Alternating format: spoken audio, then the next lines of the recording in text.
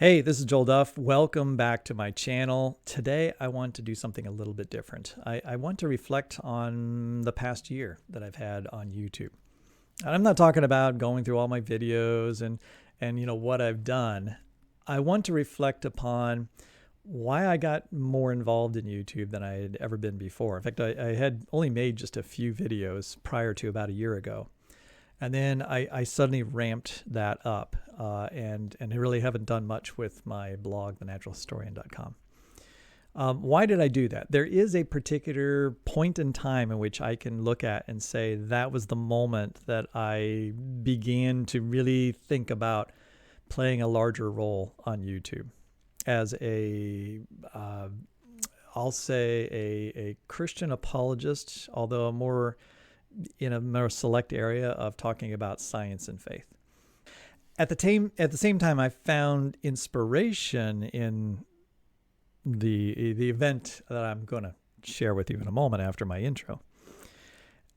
I also am going to spend a large amount of time here discussing the things that have concerned me that I've learned over this past year as I've gotten more involved in making YouTube videos and, more importantly, interacting with other Christian apologists or other people interested in science and faith topics that are on YouTube. In many ways, it's a very different community than, say, those who read my blog or those who may come to my talks or different places where I go to speak. And so I'm still kind of getting used to, the YouTube community. And there's a particular channel, I'll just say it, it's Standing for Truth, which I've had interest in following to try to understand what it is their Christian apologetics method. And I want to share you some of my concerns about that particular method. And those concerns go beyond Standing for Truth. It really kind of is a more general pattern I see across a lot of independent Christian apologists who use YouTube as a media to try to communicate their faith. And hey, you know what? I think I'm just going to stop here and let's just go right to my title slide. And then we'll just dig into the story and get started and see where it goes. So I titled this particular video, Threshing SFT, which is Standing for Truth. And the question I have is there enough wheat among what I think is a lot of chaff, not just at Standing for Truth, but multiple other Christian apologetics ministries, especially those that deal with science and faith topics? So, Threshing SFT, let's find out about the wheat among the chaff. And is there any wheat among the chaff? Got that coming up.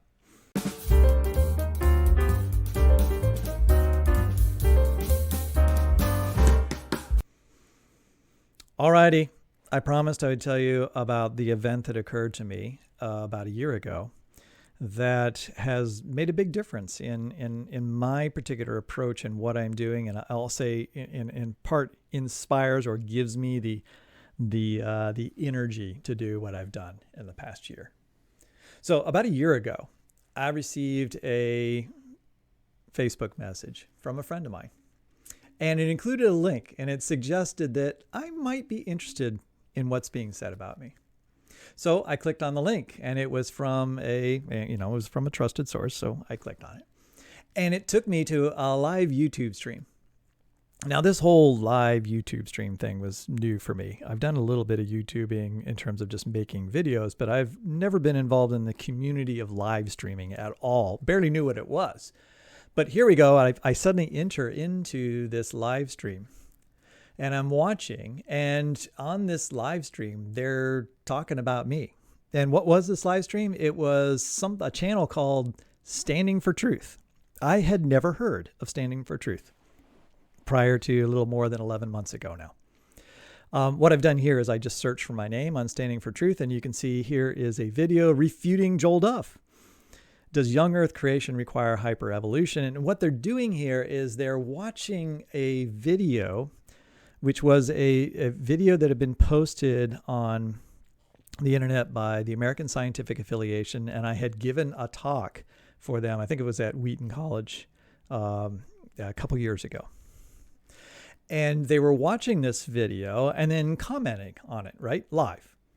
And then on the sidebar, there's a chat and people are discussing it as well there and asking questions. And so they're critiquing this thing. And I was fascinated, right? Of course, they're talking about me. What are they going to say? I don't know who these people are standing for truth. Well, it didn't take me very long to figure out, well, they're young earth creationists. And they have a particular style, let's just say for now, in terms of how they interact with others and how they do their critiques. So as many of you know, I keep tabs on many young earth creation ministries and individual personalities across the web, but this whole standing for truth thing was new to me. It was not so much into the YouTube world, and I had really been ignoring Kent Hovind for the past 20 years. We'll get to Kent Hovind and how I think about him now. So watching Donnie, who is standing for truth, as I've learned since then, and Raw Matt, a friend of his, I now understand them, they're destroying. I'm now watching them, and they are, in their own words, destroying my arguments. Well, I'll say not even really understanding my arguments. And I think skipping over my best points, right? They're listening to the whole thing, but they're picking out, I'll say, cherry picking little pieces to nitpick. Yeah, that's fine. I can handle it. I'm a big boy, and this stuff doesn't really bother me at all. Although, as you're going to see, obviously it bothers me in some sense because I'm going to make a who knows how long video talking about this, about standing for truth, and more broadly, Christian apologists on YouTube. Right? So it does bother me. But in a larger, hopefully a more important sense than just a couple individuals like attacking me personally. Right. So I wasn't really surprised or upset. I found it rather amusing, actually, until one of my sons started watching it with me. So I'm about like 40 minutes into this thing, and I'd missed the first 30 minutes, but you can see it's 3 hours and 44 minutes. So this thing goes on and on and on and on and on. And one of my sons comes in and he starts watching it with me. Well, I have never really watched any, I've never had this particular experience with my son where he's interacting with us talking about, me talking about science and faith type stuff. We really haven't discussed that a lot. And he knows I have that interest, but it's not like he's a regular reader of my blog. He's not, and he also has a background where he understands young earth creationism because he goes to a private school where they teach young earth creationism. All right, that's a whole other story and so forth. But so he's familiar with young earth creationism, and he's heard some of these arguments before. Right. So he was fascinated in that. And he's really into Christian apologetics. He does a lot of reading and he watches a lot of Christian apologetics YouTube videos. So he's the YouTuber in the family and not me prior to this point. And he's watching this and, and he kept asking, like, who are these dudes? They don't seem to understand what you're saying. And they're not even interacting with your content very much. Right. They keep getting off on these tangents and they're going on and on and on and on. All right. And of course he's telling me, hey, you need to tell them. They don't know what they're talking about. They're talking about you, right? I was like, obviously this is the game that they play. And there's no reasoning with somebody like this, right? You can just tell there's not going to be any productive conversation that could be had. But he kept egging me on. All right. Kept doing the whole like, Dad, you can't just let them like talk trash about you. You got to do something about that. And, so for the fun of it, right, to appease him, right, I finally decided to chime in, all right, on the live chat. And of course, as soon as I do, right, the attention on the live chat turns directly toward me, right, with various people, telling me, oh, you should go live, which, I've never done a live stream before. And then they go on to do the usual thing that now I understand is what happens. on these types of things. They start asking me and just heaping up different questions on me, right? Various anonymous people, at least anonymous to me, start asking me all kinds of questions about me. And most of them are what I would term gotcha questions. Right. All of a sudden, like, well, do you believe the flood was global? Or what's your position on this? What's your position on that? Are you this? Are you that? Meant to try to like pigeonhole you into various things. Right. And by the very end, I even had people calling me a chicken, directly calling me a chicken, and all sorts of other kinds of fun names. And, my son's response to all this is he just kind of like doing the hand palm on the forehead, and he's like, oh boy, I'd forgotten what it's like to be on the playground back in 6th grade, because that's what it feels like. All right, that pretty much sums up the SFT experience. And honestly, it hasn't really changed a whole lot since then, over the past year. Watching them operate, it does feel like you're just, on the playground, and it's just whoever yells the loudest and the longest and has the best names is the winner at the end of the day. All right. Now, that was the thing, all right, that I watched, and I said, I got to know, like a little bit more about who these people are. And then how does all this work? What is this community? Who are these people that are interacting in this way? And are there other ways to communicate through YouTube? So some thoughts and observations on speaking generally about the YouTube scene, rather than just any specific individual. And then eventually we'll get down to specifically some words I have for standing for truth.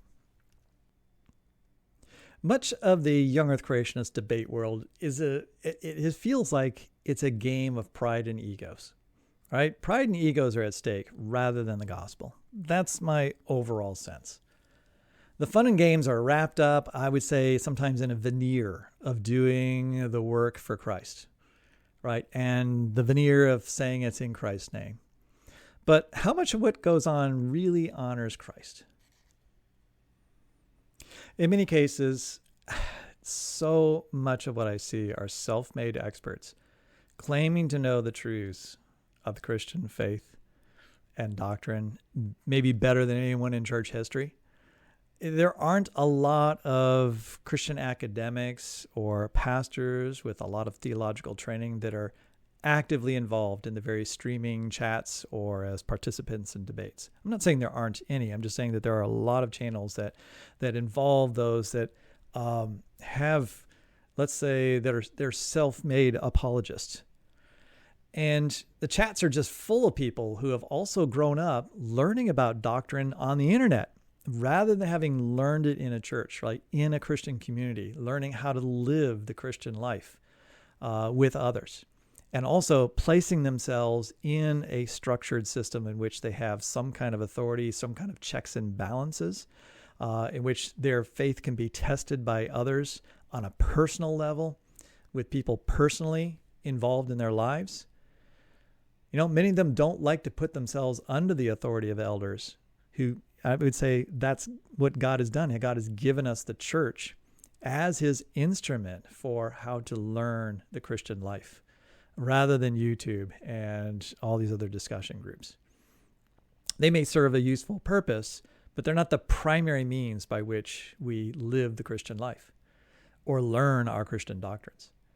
Maybe it's my Presbyterian background, right? In the Presbyterian church, there's one of the benefits, I'll say, of the Presbyterian system is there is a form of checks and balances in which you have elders, which include teaching elders, which we call pastors, and they're collectively grouped together into presbyteries. And in presbyteries, they can address issues. Well, at the local church, first you'd address issues where there may be false doctrine going on, and claims of improper views that don't abide by the church norms. And if those are not successfully resolved within the church, there's the opportunity to take that to the presbytery. And in the presbytery, they can discuss that, provide the type of admonishment from the group of elders, the plurality of elders who hopefully in their wisdom are able to communicate this back to the church in a way that maintains the integrity of our doctrine. And if that is unsuccessful, or the person who has a different viewpoint, all right, pushes their case, they can push it all the way up to the general or national presbytery, all right, national meeting, all right, or general assembly. And all of that provides some kind of check against what I'll call the heretical tendencies that are found in all of us as sinners, right? Where if there's no balancing authority, if there's no other authority around you that you can reflect upon what you're saying and give you some kind of direction, admonishment when you step off the narrow path, when that happens, right, you just become an authority to yourselves. And when you become an authority to yourself, it becomes very easy to believe everything you yourself says. And then you simply go out and you look for confirming evidence of what you already believe. You need those checks and balances in your life, right? Now, for this to work, you have to have a church that has true church discipline, in which they care enough about doctrine and the matters of the church that and they care for the flock that is potentially being lost. And lost, I mean, in this case, moving into false views, all right, false worship. Right? I wonder sometimes whether these internet apologists, all right, these keyboard warriors for Christ, right, do they even attend church? And I ask that because I have heard several of them make statements to the effect that essentially they don't bother with church. Right? They see the church as weak leaders, not having the exact views that they should. They find fault in something that they've said or done. And therefore, they don't want to be subjugated to those who they disagree with. But the church is full of sinners. There's always going to be some form of disagreement. It doesn't mean you can't have authority over you. You can't have somebody who will still hold you accountable. And that's the thing. If you don't participate in a church, then you don't have that ability to have authority over you. You don't place yourself in a situation where you can be corrected. Now, speaking about standing for truth, I don't know whether they attend churches or not, but it's very important that some form of church life is happening where you're working with actual people who you respond to on a personal level versus this whole way of communicating on the internet, this impersonal way in which you become detached from people's emotions and detached from really listening to others. So do they have some kind of oversight? Somebody who can give them advice, somebody who they can respect and will actually listen to and take correction from? Because if not, it's just the wild, wild west out there, right? Where whatever I see is right in my own eyes. And that's the way I feel when I watch not just Standing for Truth, but many other Christian apologetic stations. It just feels like the latter. It is the wild west. It's just what's right in my own eyes. I am a warrior for Christ. And whatever method I use to be able to hook somebody out there and be able to make that claim for them. And this is where the ego comes in, to feel like they've done that. Then this is not a healthy way of doing Christian apologetics. Now, I want to say that for myself, I mean, wonder so what's my situation? I mean, I submit to my church elders. I'm a member of a church, right? They're aware of my activity, writing, speaking, giving talks. I've taught Sunday school lessons and I've talked about science and faith within the church. They're aware of my particular activities, right? All right. So they would hold me accountable, and I have let them know that they should hold me accountable, right? To what I say, what my attitudes are toward others, and especially if I speak specific error. Right? Do they agree on all of my viewpoints? Well, certainly not. But they would hold me to defending my views, all right, and correcting me if I fall out of bounds of Orthodox Christianity. And I think that's a good thing, right? I need that there. I need that outside there, that outside voice. And I need to know that it will say something if I fall astray.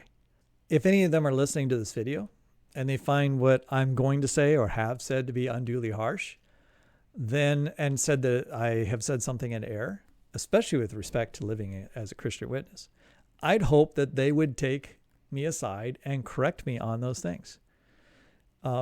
Any church that's not doing that, right, not finding a way to do that biblically, is a church you need to run away from.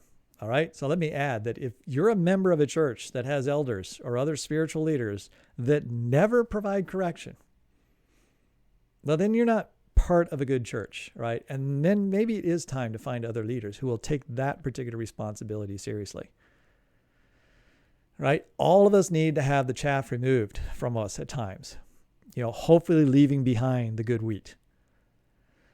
All right. You need to ask yourselves, if you were thrown up and God's just wind were to blow through your actions, right, and your words, how much of what you have said and done would come back down to the threshing floor versus being just blown away and destroyed? I feel that for much of what's presented, right, as Christian apologetics, right, especially on YouTube, would not be able to withstand God's winnowing fork.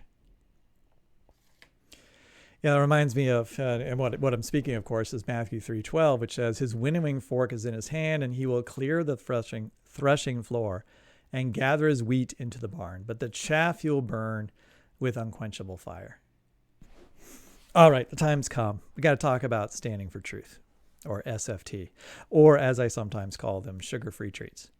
And the reason I call them that is because they provide some sort of temporary pleasure to many people, but they don't have what I think is a long-lasting value. So before I get into SFT a little bit more, another piece of background here. All right, I said that I encountered Standing for Truth about almost a year ago. And I've been following them for the past year. I comment once in a while on their site, and I've watched their interactions with other Christians. And I've also watched their interactions with various atheists and agnostics. And there's a number of people who are very critical of Standing for Truth. And there's a tremendous amount of banter and going back and forth. And I understand that some of the entire economy of YouTube is being able to use other comments to create more comments, right? Somebody responds and then you get to respond and then you get to respond, and that creates more clicks and that generates more traffic.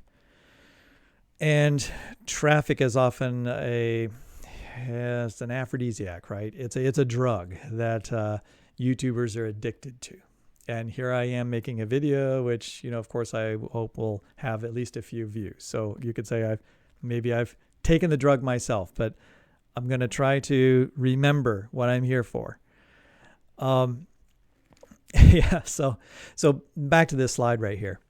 A few weeks ago, actually, it looks like 2 weeks ago, there are 3 notable YouTubers that are ones that respond to young Earth creationism. They often do videos about, what's wrong with the young Earth creationist arguments.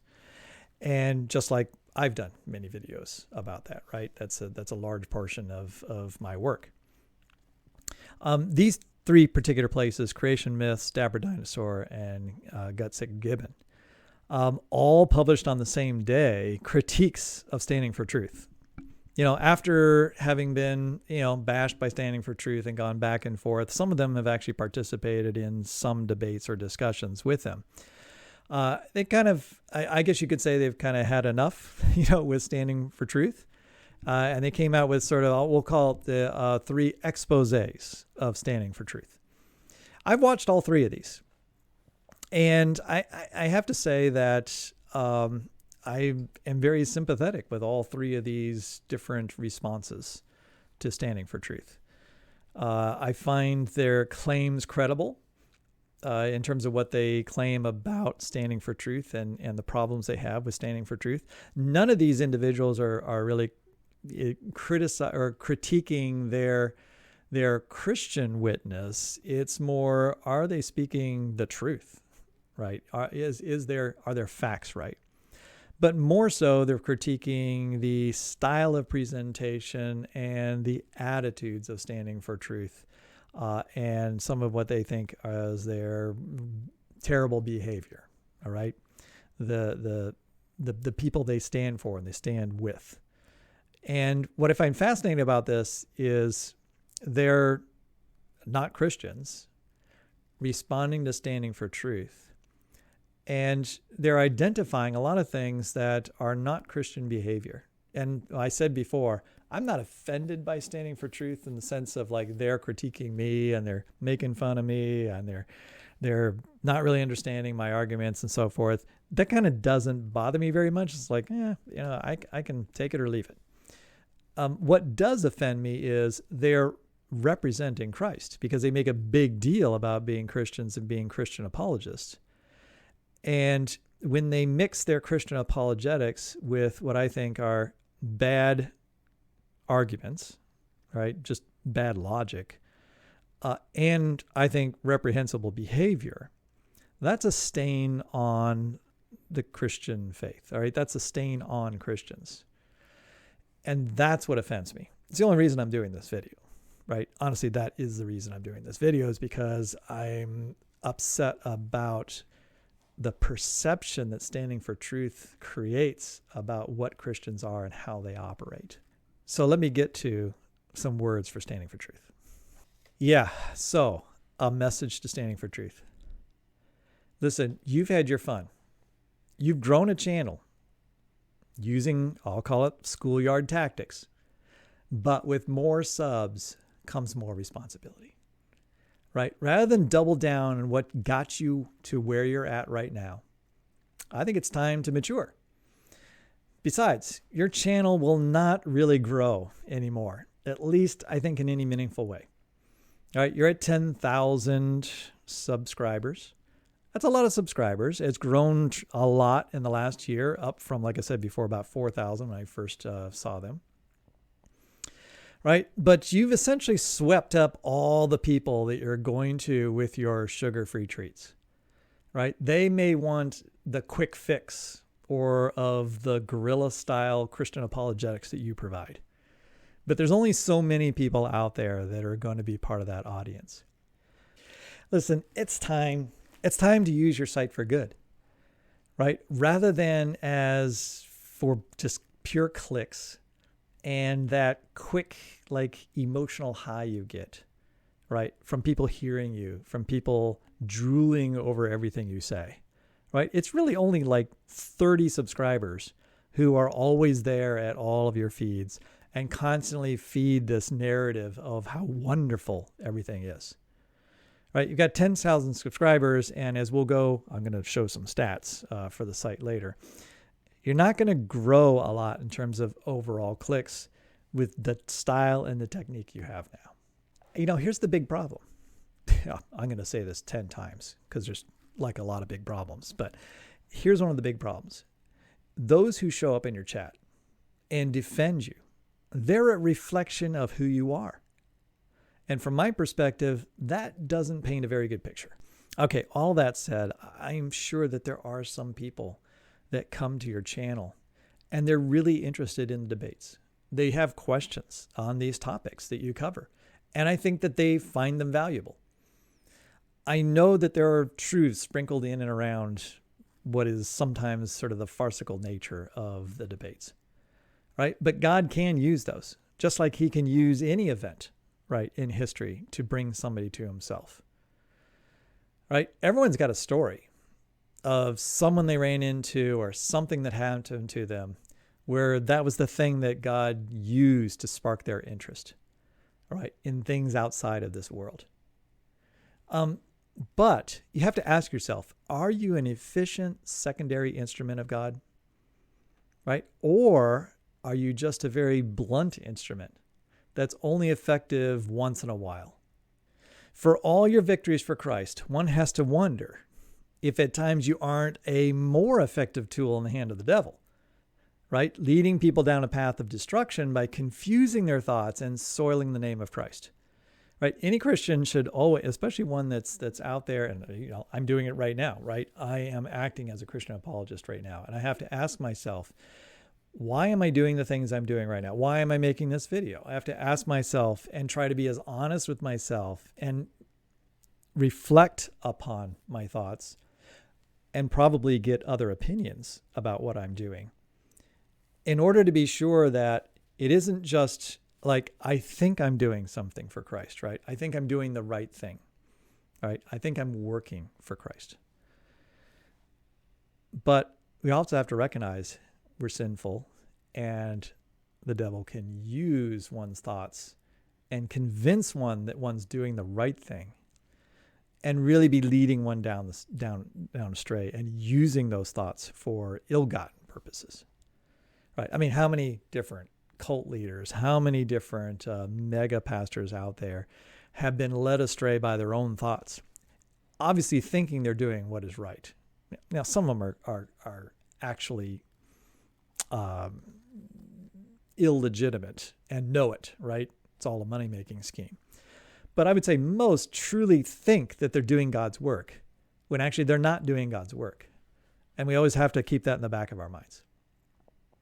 Now, I have seen the response, right, to say the videos of these three other videos that came out a couple weeks ago with a long string of critiques of the problems with standing for truth and standing for truth behavior. And I've seen the excuses for that behavior, right?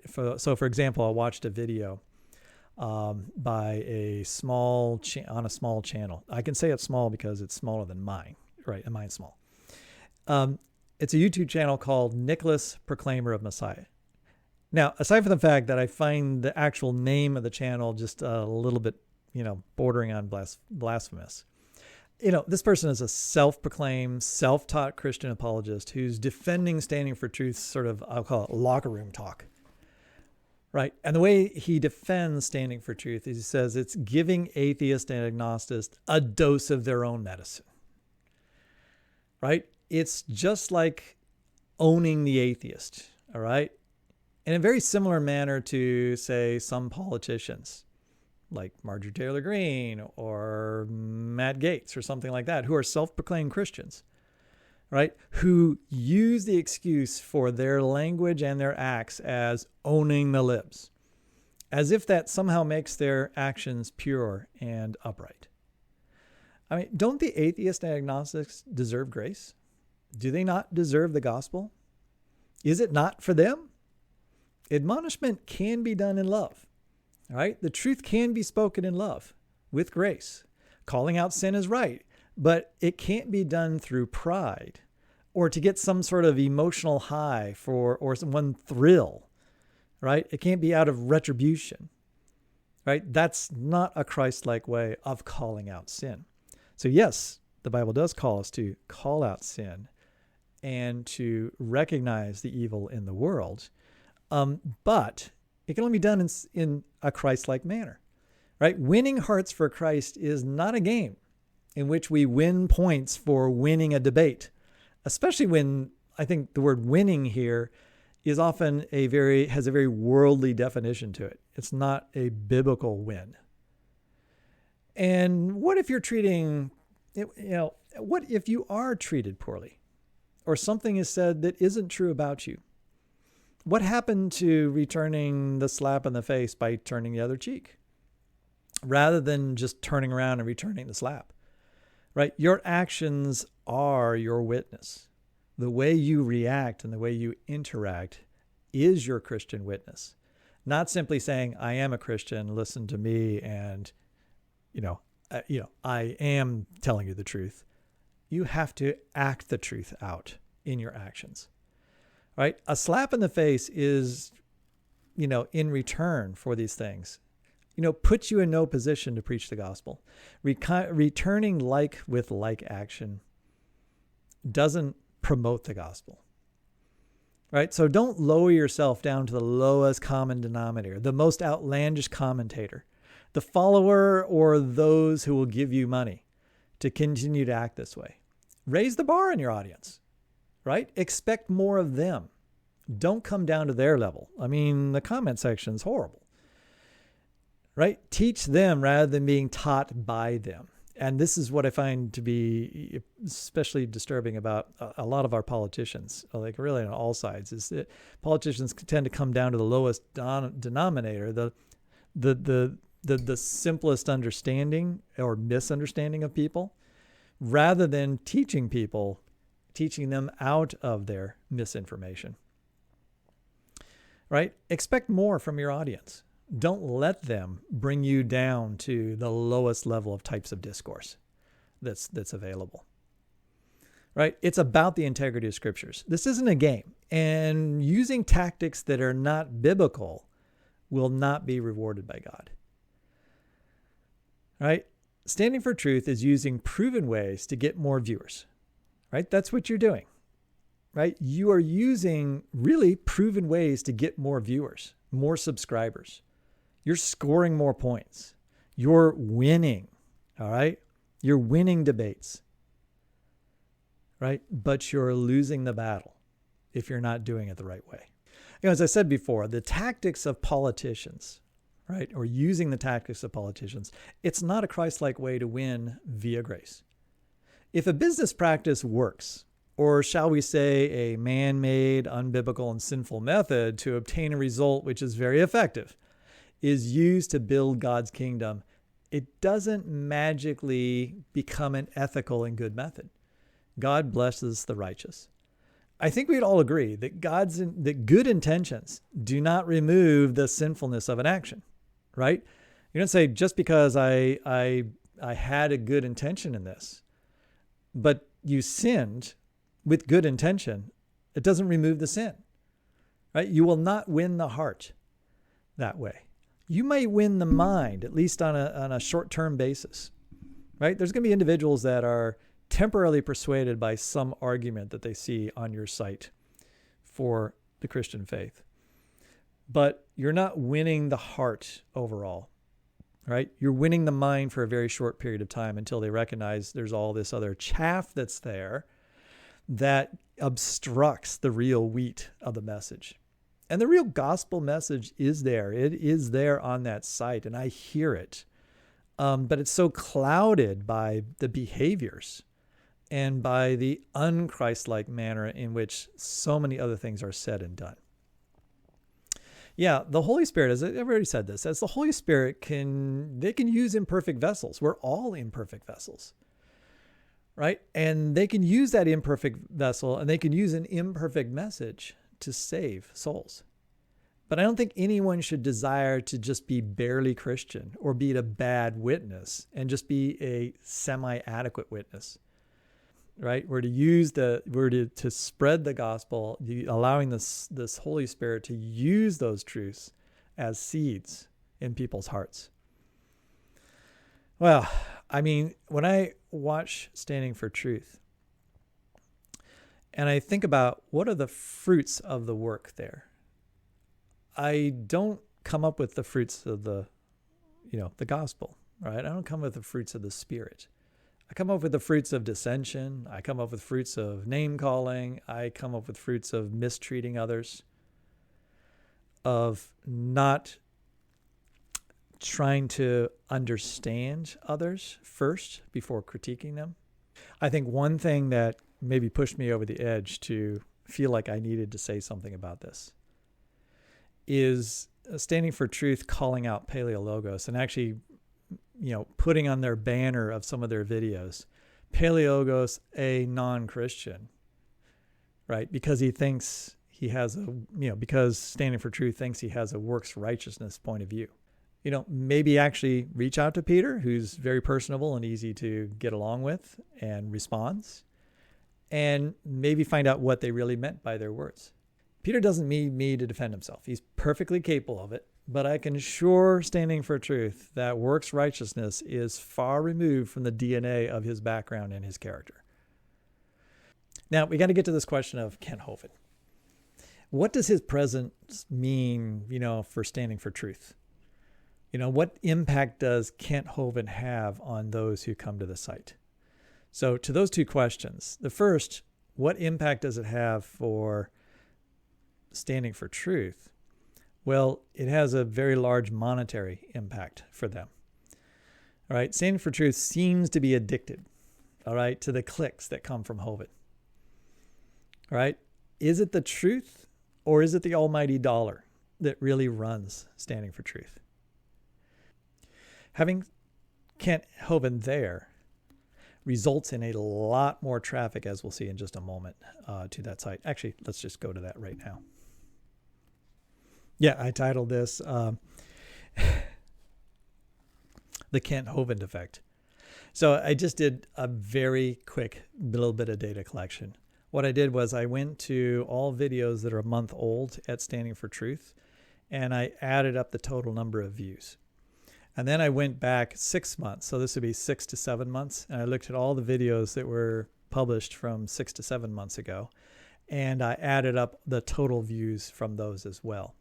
And then what you'll see here is here's the averages. All right. So they're averaging 1,626 views 1 month ago. I didn't do over the last week because, as you know, when you first release a video, you're not going to have as many views as you have. But after about a month, you kind of like hit the, you get to about 95% of all the views you're going to have over the next 6 months.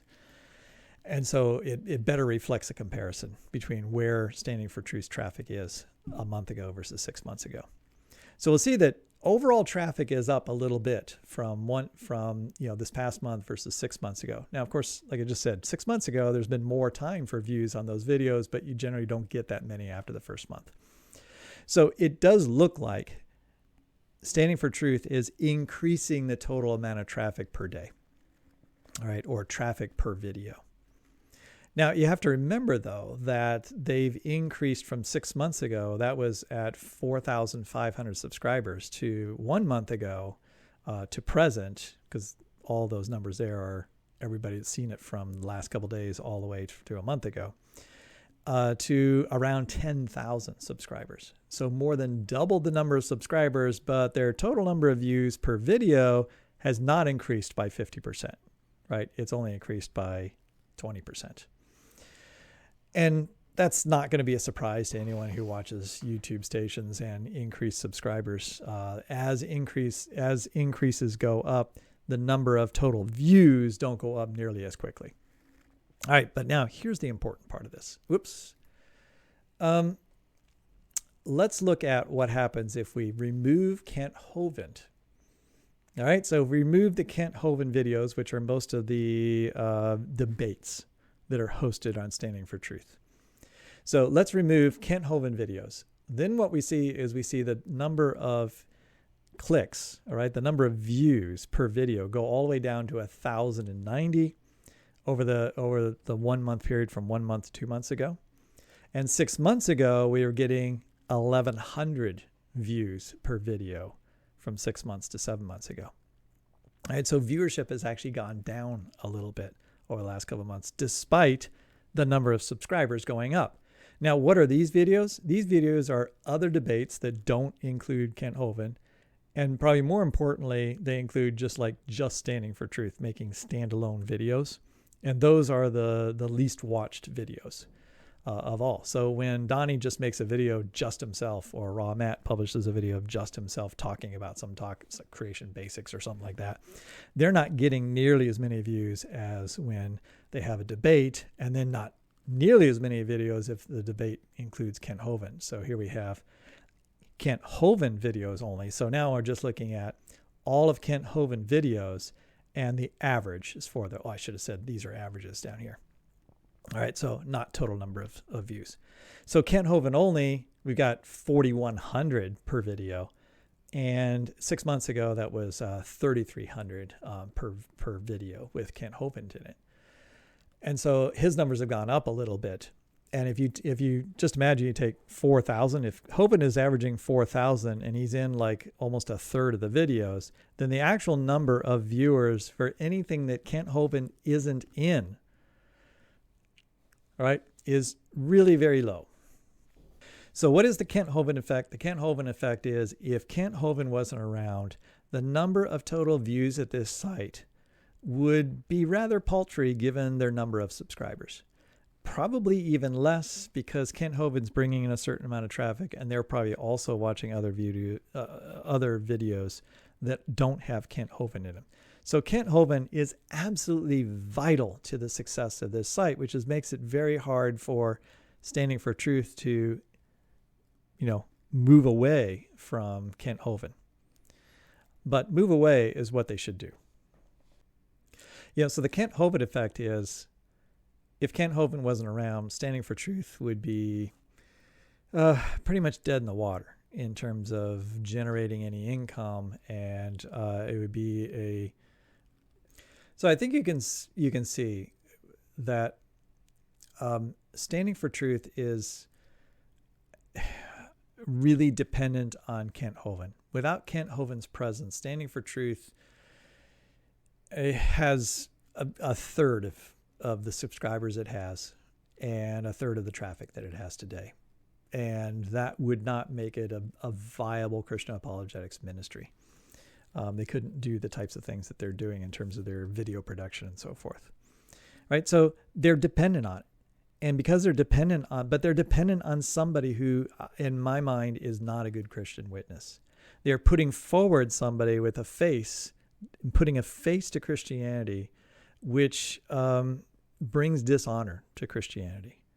And as a result, this also, and this goes to my second point, this taints the other people that come on Standing for Truth, right? Standing for Truth is trying to constantly bring in other people for these debates, right? They want to have discussions. They're constantly want to get other young earth creationists on board, mostly because their own content itself will never be successful. All they're doing is just regurgitating stuff from other creationists, and they don't really have any unique, novel, thoughts themselves. They haven't really do any thinking themselves, right? All of their thoughts are other people's thoughts, just repackaged. And that can only get you so far. And so what's more entertaining is to have people duke it out over various issues. And so they need people to debate. And the more different the two sides, the better, right? Because that's more theatrical. And that brings in the views because of this sort of guerrilla style Christian apologetics that's going on here. And the issue with Kent Hovind is that Kent Hovind essentially taints the message of Standing for Truth for everybody who comes there.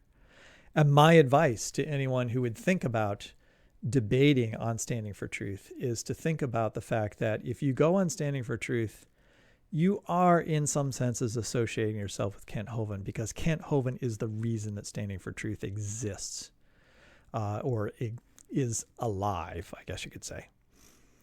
And you are allowing yourself to be associated with somebody who I would not want to be associated with. Right? And so my advice to others is to ignore Standing for Truth, give them a reason to cast off Kent Hovind, because he deserves to be cast off. And until it becomes a something where financially it's in their interest to keep him, I think they're going to continue to keep him. And so you have to make it financially not in their interest to keep them. And one of the ways to do that is to, remove their access to other debaters and have other debates, leaving them really with no material, nothing to produce. And so in that situation, if they then decide to remove Kent Hovind from the site and no longer use him as debater, then they would actually gain access to those people again, and then that would become something that would monetarily become a positive, all right, for them. So, nobody has to take my advice. I'm just saying that that's, I think, the best way to deal with Standing for Truth, and it's sort of like, money talks. I'm going to throw up one more thing. Let's do one more thing here with Kent Hovind. I want to remind everybody that many years ago, Ken Ham, Carl Weiland, and Jonathan Sarfati, back when they were all together in one happy family, they wrote a response to a letter. Actually, there's a kind of a back and forth, but there's a letter from Kent Hovind responding to some critiques they had. And this particular article, which is still present on creation.com from Creation Ministries International, is a response to Kent Hovind from these three. And it's been slightly updated because of things that have happened. And Kent Hovind has kind of, I'll say, not really changed his mind on any of these things, but kind of smoothed things over enough that Ken Ham at least doesn't took this off the Answers in Genesis website, but creation.com has kept it on their site. And I just want to highlight a few things from this. All right, so after Kent Hovind's response, this is Creation Ministries summing up their response to Kent Hovind. And I think it says better than anything I could say in this video, because I've not said anything very clearly in this video. A worthy cause and one we should be engaged in. He's talking about Kent Hovind's final, hey, we should be all on board and be doing God's work. Unfortunately, Kent Hovind's document repeatedly misrepresents or misunderstands not only our article, but the issues themselves. That's a summation of everything Kent Hovind does. He misrepresents and he misunderstands whoever he's talking about. Our article was not aimed at any individual, but we plead with all creationists, lone wolf popularizers, to familiarize themselves with the immense amount of good science being done by qualified, though fallible, creation researchers, most of them not associated with their own ministry. All right, I mean, I would quibble with them doing good science, but certainly their science is much better than Kent Hovind, so I'm not going to complain about that. These are people that have shown that they're willing to be corrected and to interact with their critics, forming in a peer-reviewed fashion. And this is also what I'm calling for SFT. I'm saying SFT, if you want to be successful, if you want to be better respected, I would hope that you have individuals behind you, like pastors, a board of a church, who knows what you're doing, who can look at your materials, see your responses, and admonish you where appropriate, right? Everybody needs that in their life in order for them not to become an idol unto themselves, right? And this is just what CMI is saying. He's saying there's a whole bunch of lone wolf popularizers out there, and that's exactly what SFT, they're lone wolf popularizers, right? They're popularizing young earth creationism. They're not generating new knowledge in young earth creationism. They are just repeating stuff that they have read, regurgitating stuff and popularizing it, right? People are coming to their station to learn about young earth creationism rather than going to the other young earth creationist sites, right? But as CMI says, you need to really understand this stuff, right? Lest you misrepresent and misunderstand even the young earth creationist material. We plead for all of us to swallow pride and, without sacrificing independence of thought and originality, be prepared to submit to the rigors of peer review and to a thoroughly biblical process of iron sharpening iron. That would be real working together, all right? Which is, they're saying, Kent Hovind saying we should work together, but he's not really meaning work together. Not some artificial unity in which scientifically trained creationists are supposed to smile sweetly while plainly wrong, and even fraudulent claims are being promoted in the name of creationism. And this is what Kent Hovind is doing, right? He is promoting fraudulent claims, and people are standing by, smiling and patting him on the back and saying, since he's such a wonderful Christian, what he is saying must be true. And then we get down right to the very end of that article. He says, such a process, recognizing the fallibility in all of us, would also delineate more clearly such things as the burden of proof in regard to various claims, and would help separate shaky, flaky theories from reasonable speculations. In other words, legitimate hypotheses which seek to be constrained by Scripture, fact, and the faculties of rational thought with which our Creator has endowed us. Now, that's pretty strong language, because what they're saying right here at the end of this article is Kent Hovind has shaky, flaky theories that are not reasonable speculations, right? They're not legitimate hypotheses that are constrained by Scripture, fact, and the faculties of rational thought. They're anything but that. This is what standing for truth has associated with. This is what standing for truth has said is truth. And other young earth creationists are saying this is not truth. Right? So I know that Kent Hovind is the moneymaker. And I know that he's holding the purse strings for you. And you're beholden to him because of that. But shake off the misinformation. Shake off that mistruth. realize that you have an opportunity. You have grown an opportunity to be a powerful witness. And I would hope that I'm calling on Standing for Truth to reform its ways. There's always opportunities for change. Yeah, so how do I end this? I'm sounding very negative, and I want to try to put a positive spin on this. I do believe that Standing for Truth, Donnie and friends, have a real heart. They want to be Christian witnesses. They want to be witnesses for Christ. And I really believe they do think they're doing that work. Now, I think it's ineffectual, and I think it's misguided. And I think it is just what Ken Ham, John Saffarty, right, and Carl Weiland have identified in Kent Hovind, right? Somebody who is maybe well-meaning, although I am not even sure about Kent Hovind anymore in terms of his well-meaning. To me, it feels completely like a grift at this point, a money-making operation. And that's all the more reason for Standing for Truth to walk away, as hard as that might be, to walk away from Kent Hovind, or at least take a break from Kent Hovind for his own good, right? Because look, Standing for Truth can actually be a form of authority figure, or not, maybe an authority figure is the wrong way of putting this. A reflection, somebody who Kent Hovind seems to maybe respect.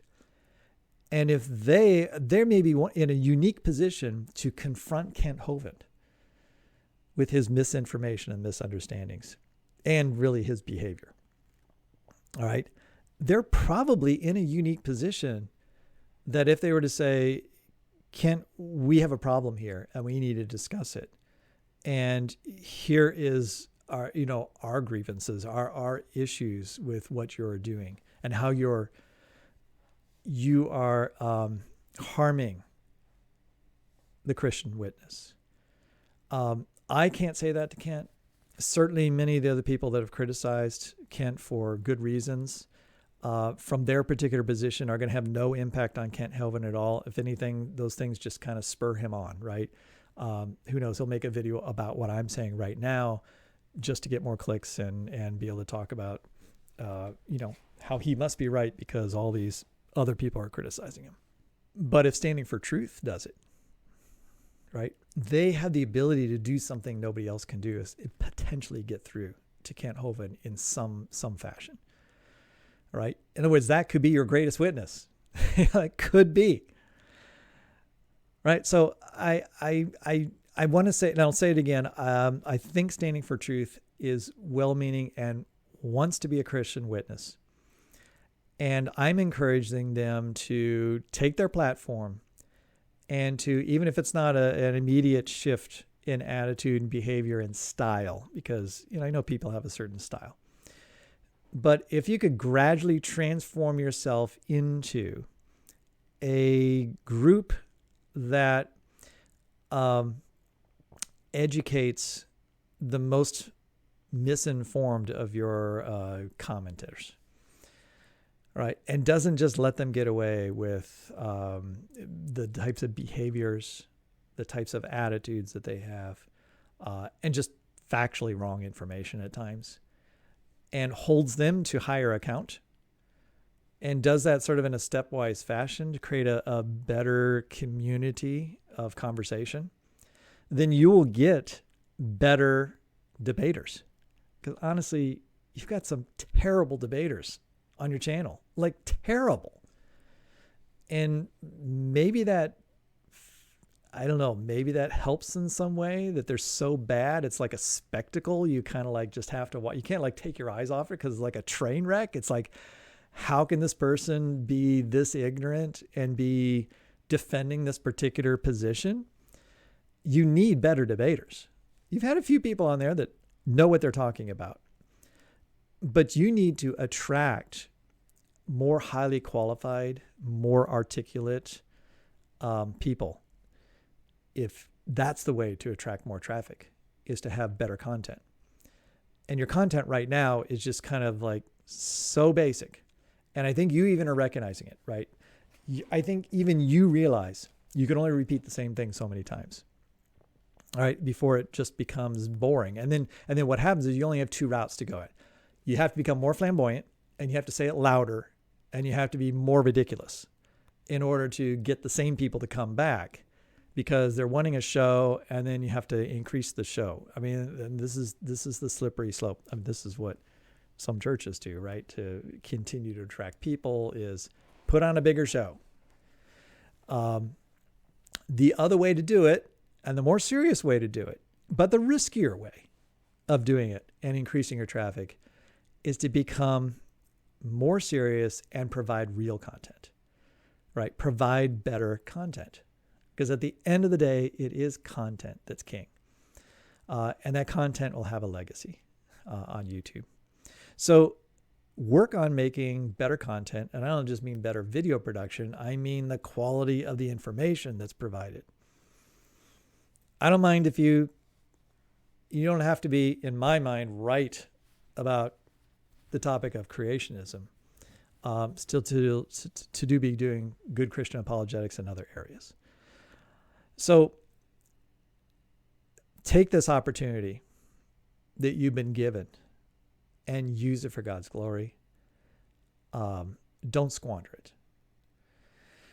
All right. So I know this is mixed messages, right? I'm saying if you continue on the same path, I'm going to encourage and actively work to try to prevent people from coming on your site. In the sense of, somebody asked me, hey, should I, and I have been asked multiple times, should I debate standing for truth? Like, they want me to be on your side of it. And my answer is, no way. You're totally crazy to do that. It'll do you no good, right? There's no benefit that can come from this for you. And all it does is benefit standing for truth in terms of just like their clicks and so forth. So, don't give them the satisfaction. Now, so I'm saying that, and at the same time, I'm saying become better and I wish you luck, but that's going to require change. It is going to require change. But if you change, I'm going to acknowledge that change. I'd be happy to acknowledge that change in the future. Hey, I would even be happy to come on at some point if a certain number of changes happen, one of which being Kent Hovind can't be there. And I'm willing to duke it out over this very topic and discuss it. But Kent Hovind can't have his stain upon your site for me to be interested in being at all associated with his kind of activity.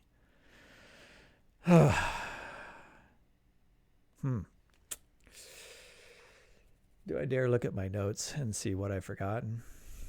I don't think so. I think we better just quit now. All right, that's my diatribe about standing for truth, and I'm sure I'll get a lot of interesting feedback on this, and maybe I'll get thousands of clicks and thousands of views. Won't that be awesome? And that'll just make me so excited. I'll be on such an emotional high about all the clicks that I get that I won't even worry about what people say. I just want them to talk about me. No. For me, that's not what it's about. I'm not stupid. I know that that's, our tendency. And there is something about YouTube that is more interesting. It was a reason why I've made more YouTube videos than written blog posts. And I'll admit, part of it is I'm getting more views on YouTube than I would get reads on my blog, which is not true from years ago. I got 3, 4, 5 times the number of reads on my blog, but people don't read anymore, apparently, because I have more subscribers and so forth than I've ever had there. But readership goes down, and that's true for a lot of other places that I've talked to a lot of friends. That's just a growing trend. And so YouTube is a place where probably there is more activity over time. So I'm not stupid. I know that part of the reason I'm on YouTube is that I want my material to be exposed to more people. That's the way it is. I'm not here for monetary gain, though. And anybody who has followed my blog or followed any of my stuff over a long period of time knows that I'm not the self-promotion thing is not what I'm all about. I mean, I'm talking about it now and I am promoting myself now, but it makes me feel queasy.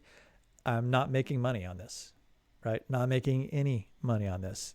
And you're saying, well, yeah, but you haven't gotten to 1,000 subscribers yet. When I get to 1,000 subscribers, I don't intend to turn on monetization. All right. I'm not interested in the money.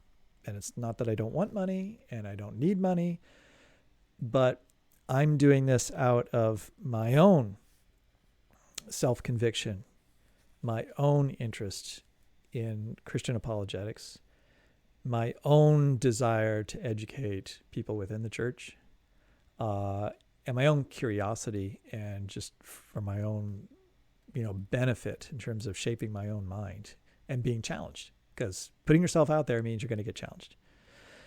And so I do enjoy that, and that is part of my motivation. But admittedly, I just admitted at the front that I was inspired by Standing for Truth to begin to make a lot more YouTube videos.